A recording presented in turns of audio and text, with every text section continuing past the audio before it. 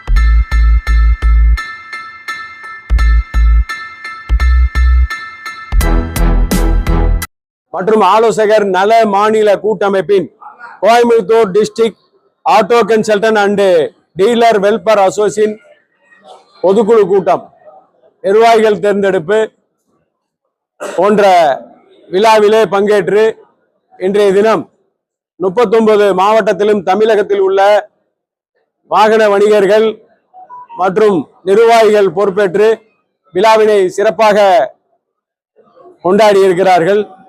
இந்த விழாவின் வாயிலாக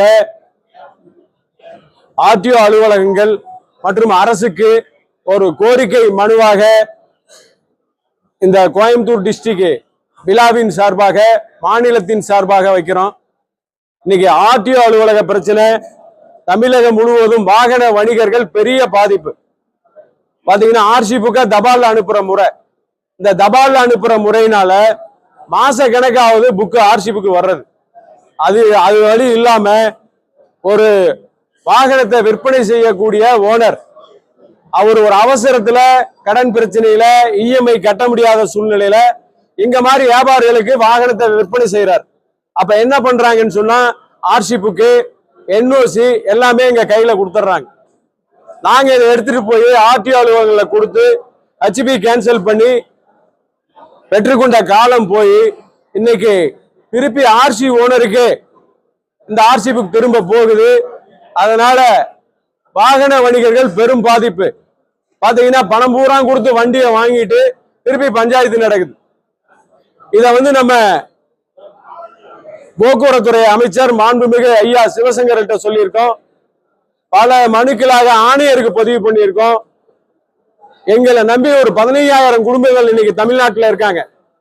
15,000 குடும்பம்னா பாத்துங்க, லட்சம் பேருக்கு மேலாக இந்த தொழிலை செஞ்சுட்டு இருக்கோம். பழைய வாகனங்களை வாங்கி விற்பனை பண்றது பெரிய பாதிப்படைஞ்சிருக்கோம். அரசு கவன ஈர்ப்புக்கு கொண்டு வர்ற இந்த செய்தியின் மூலியமா எங்களுக்கு இந்த தபால் அனுப்புற முறையை கேட்கறவங்களுக்கு ஆர்சி புக்க ஆர்டிஓ ஆபீஸ்ல இருந்து கொடுக்கறதுக்கு சட்டத்துல இடம் இருக்கு. 430 பிரிவின் கீழ் ஒரு ஆர்சி ஓனர் ஒரு லெட்டர் கொடுத்த ஆர்டிஓ ஆபீஸுக்கு அவர் யார் அனுப்புறாரோ அவருக்கு இந்த ஆர்சி புக்கை கொடுக்க சட்டத்துல இடம் இருக்கு. அதை மீறி எங்களுக்கு நடக்கல. இது சார்பா நாங்க மாண்புமிகு துணை முதலமைச்சரை சந்திக்க இருக்கோம்.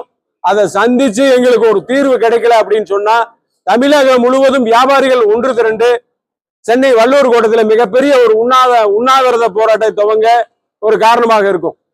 இன்னைக்கு தமிழகம் முழுவதும் பெரும் வாக்கு வங்கியாக தமிழ்நாடு பூரா இருக்கும். இன்னைக்கு நாங்க நினைச்ச பெரும் வாக்கு வங்கியாக இருக்கிறது வாகன வியாபாரிகள் சங்கம், Tamil Nadu car dealers and consultant welfare state federation. யோசிங்க, நாங்களும் மக்கள்ல ஒருத்தர் தான். மிகுந்த சிரமப்படுறோம். ஒரு பக்கம் 18% ஜிஎஸ்டி 12 ஆக்குனாங்க. லைசன்ஸ் எடுன்றாங்க. மொத்த டோட்டலும் பாதிக்கப்பட்டிருக்காங்க வியாபாரிகள். எங்களுக்கு இந்த தொழிலை விட்டா வேற தொழில் தெரியாது. கடந்த 30 ஆண்டுகளுக்கு மேலாக இந்த தொழிலை பண்றோம். தயவு செஞ்சு இது செய்தியின் வாயிலாக நம்ம செய்தியாளர்கள் இத அரசுக்கு கொண்டு போகணும் அப்படின்னு சொல்லி நம்முடைய கோவை மாவட்டத்தின் சார்பாகவும் மாநில கூட்டமைப்பின் சார்பாக கேட்டுக்கொள்கிறோம். வாழ்க நமது சங்கம், வளர்க நமது ஒற்றுமை. மாநில ஒருங்கிணைப்பாளர், மாநில தலைவர் சிவகுமார். நன்றி. ஓராண்டு முடிஞ்சு போச்சு.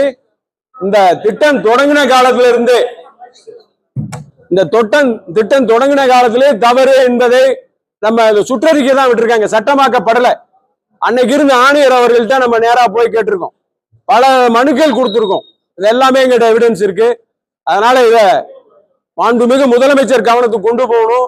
மாண்புமிகு போக்குவரத்துறை அமைச்சர்கள் உடனடியாக நடவடிக்கை எடுக்கணும்னு சொல்லி உங்கள் வாயிலாக கேட்டுக்கொள்கிறோம். நன்றி, வணக்கம்.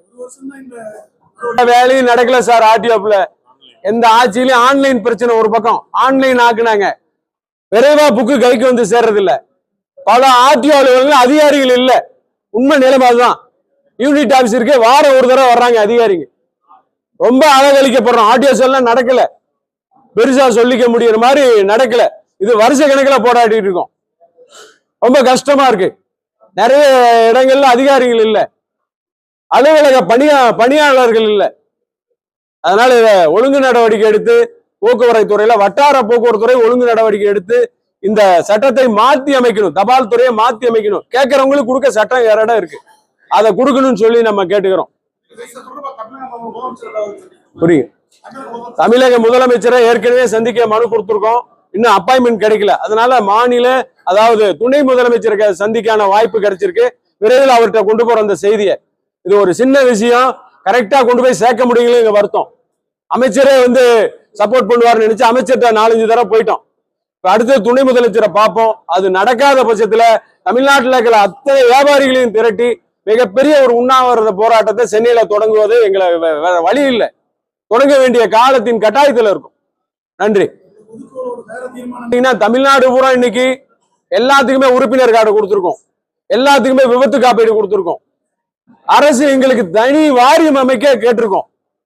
அதுக்கு உண்டான வரி, அதாவது தொழில் வரி இதெல்லாம் கட்டி எங்க உறுப்பினர்களை இப்பதான் நாங்க மேன்மை அடையிறோம். அதுல முதல் மாவட்டமா இன்னைக்கு கோயம்புத்தூர்ல 100 பேத்துக்கு தொழில் வரி கட்டி MSME சர்டிபிகேட் எடுத்து கொடுத்திருக்காங்க. வாழ்த்துக்களும் பாராட்டுகளும் கோவை மாவட்டத்தை தெரிவிக்கிறோம். இந்த செய்தியின் வாயிலாக விரைவில் நாங்க நல வாரியத்தில் இணைக்கிறதுக்கான ஒரு வாய்ப்பை தயார் பண்ணி அரசு கிட்ட கோரிக்கையா வச்சிருக்கோம். நன்றி.